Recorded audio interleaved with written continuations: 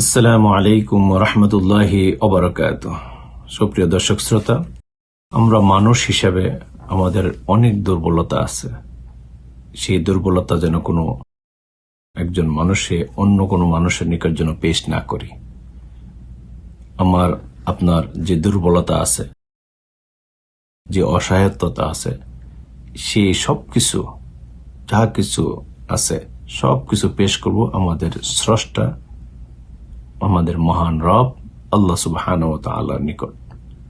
এবং এই শিক্ষাটা আল্লাহ নিজেই দিয়েছেন হযরত আদম আলাইহিস সালামকে এবং তথা আদম সন্তান আমাদের সকলকে, যে তোমাদের যার যত দুর্বলতা আছে সেগুলো আমার নিকট পেশ করো, আমি সেই দুর্বলতা দূর করে দেব।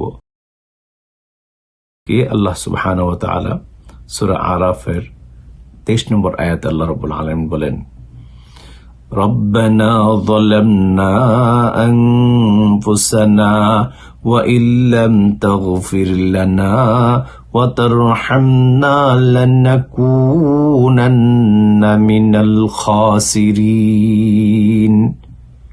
হে আমাদের প্রতিপালক, আমরা নিজেদের ওপর জুলুম করেছি, তুমি যদি আমাদেরকে ক্ষমা না করো এবং আমাদের প্রতি রহম না করো তাহলে অবশ্যই আমরা ধ্বংস হয়ে যাব।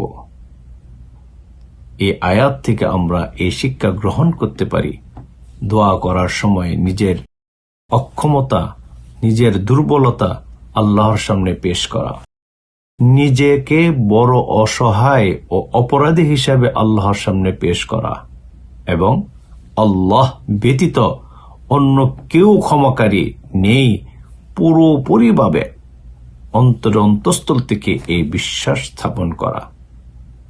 তাহলে ইনশাআল্লাহ আমাদের এই দোয়া কবুল হবেই। আল্লাহ রাব্বুল আলামিনের নিকট বেশি বেশি প্রার্থনা করার তৌফিক দান করুক এবং আমাদের সকল দোয়া আল্লাহ তাআলা যেন কবুল করেন, সে প্রার্থনা রেখে বিদায় নিচ্ছি। আল্লাহ হাফেজ। আসসালামু আলাইকুম ওয়া রাহমাতুল্লাহি ওয়া বারাকাতুহু।